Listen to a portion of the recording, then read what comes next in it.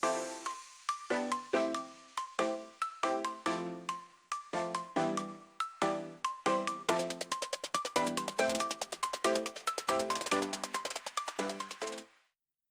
guys, welcome to A Million Things About Japan.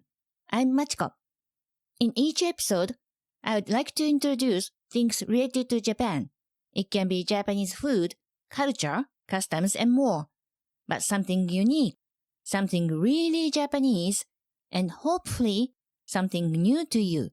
So please subscribe to the channel and find out what Japan has to offer. よろしくお願いします。Have you ever visited a pumpkin patch to get a pumpkin in autumn?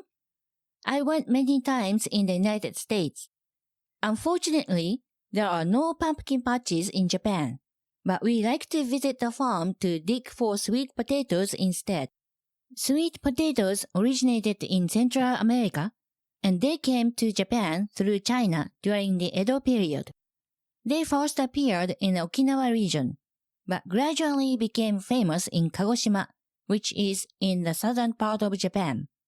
In the past, this region was called Satsuma. Then, sweet potatoes spread throughout Japan from Satsuma region. That's why we call sweet potatoes satsumaimo in Japanese. They have purple skins and are yellow inside and are one of the symbols of autumn in Japan. In Japanese, digging for sweet potatoes is called hori. Last week, we went to a farm in Kanagawa Prefecture to do just that. Digging for sweet potatoes is a very common activity, especially for families with small kids in Japan. I did hori when I was in kindergarten, and a few years later, I also did that as a local community event.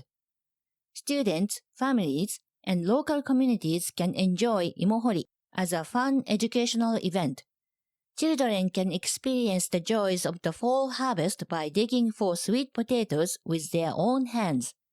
It is not difficult to dig for them, so even very small kids can easily enjoy hori. By cooking and eating the sweet potatoes they harvest, children can also learn about the importance of food and develop a sense of gratitude for farming. Nowadays, many farms have a sweet potato digging plan just like for picking fruit. Anyone can book it. After researching different hori plans, I found Kawato Orchard, which is about a 1-hour drive from where we live. Unfortunately, it was raining on the day, but we already rented the car. The farm's website said that digging for sweet potatoes was doable, and they would only cancel if there was very heavy rain, so we decided to go for it. The price is 2,200 yen for 3 sweet potato plants. No one can tell how many sweet potatoes each plant has, but that's just the nature of the harvest. The farm offered 6 different varieties of sweet potatoes. They allow multiple people to work on those 3 plants, but I can pick only one of the 6 different varieties. At the check-in counter, the man asked me which sweet potato variety I would like. When considering the different varieties of sweet potatoes, there are 2 important factors: the level of sweetness and the texture. To describe the texture, we use the words hoku-hoku and nettori. Hoku-hoku means soft and flaky. You can imagine a good baked potato texture. That is hoku-hoku. Hoku-hoku sweet potato is the typical one. On the other hand, nettori literally means gooey. Nettori sweet potatoes are also very popular. It depends on what you prefer. Since I can choose only one variety, I asked many questions about each one. But the more I asked, the more difficult it was to make up my mind. Some names were familiar to me, and I knew they were very popular. But then the man said, these ones are on sale at any supermarket, but those ones you cannot find. That helped me to make up my mind. I finally picked one called kurikaguya. That is one of the rare ones, and I also like the sound of the name. It literally means shiny chestnut. according to their chart, kurikaguya should have a nice balance of sweetness and texture. They told us we should bring some equipment to help dig, such as gloves and a small trowel. After putting on my raincoat, boots, and gloves, a lady took us to the site and gave us a short lecture about sweet potatoes and how to dig for them. Next, another staff member took us to the field and showed us the 3 plants we would work on. All I needed to do was just dig. Here we go. When I brushed off the soil around the plant, I could see the tops of the sweet potatoes. I was told not to cut the roots, just dig, dig, dig.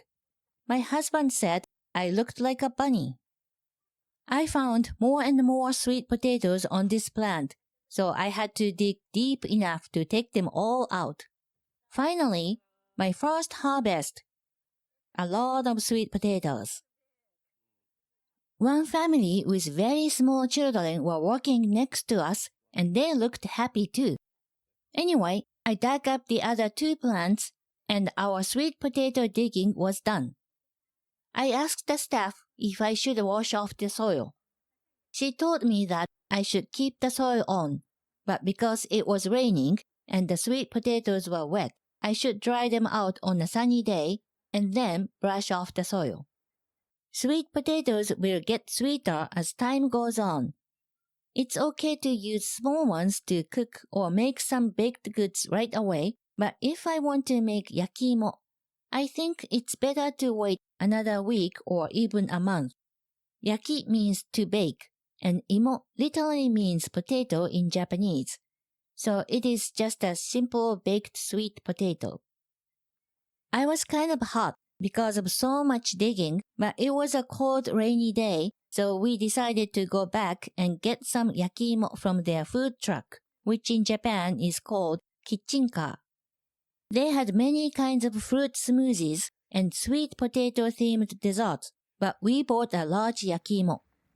The food truck staff were very nice and gave us small cups of coffee for free because it was such a cold day. The yakimo we bought was a very hok-hok type. It was warm and filling and tasted so good. Other than the weather, it was quite a nice little adventure. When I was a child, I remember a small truck showed up in my neighborhood selling yakimo from time to time during the winter.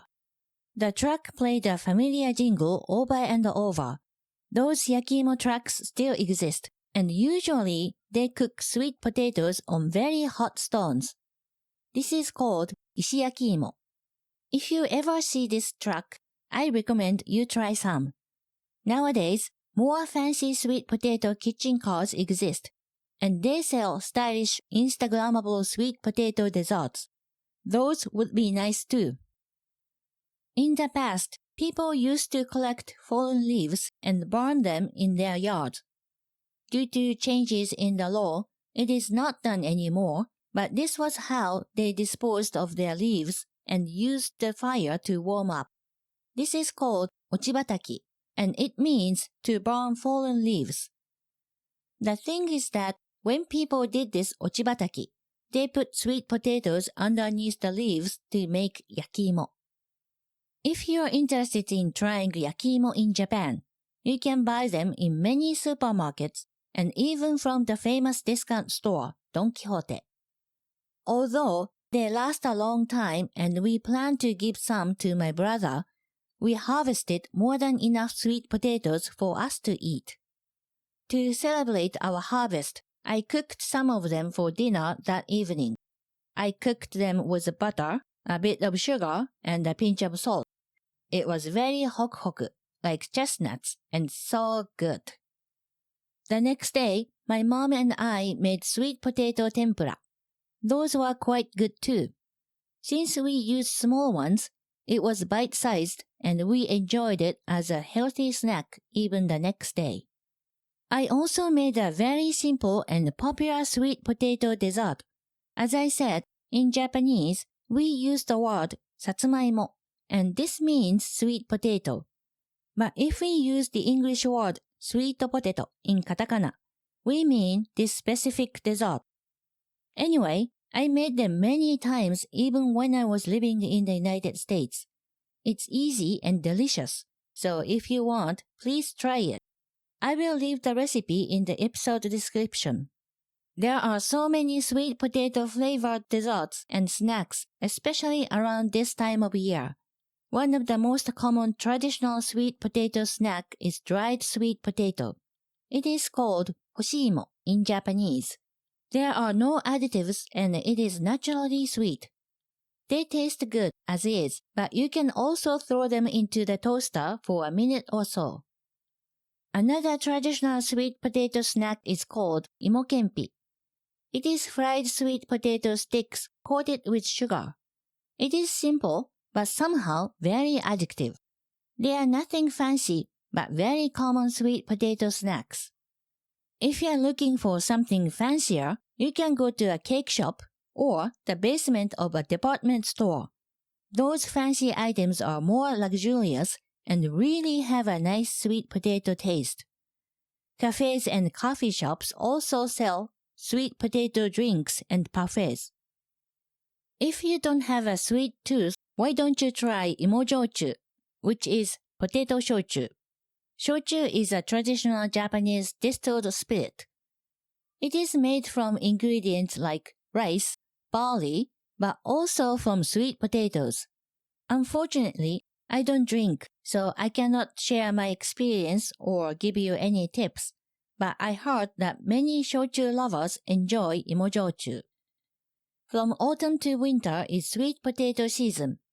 If you have a chance to visit Japan during this time of year, I recommend you try some that appeal to you.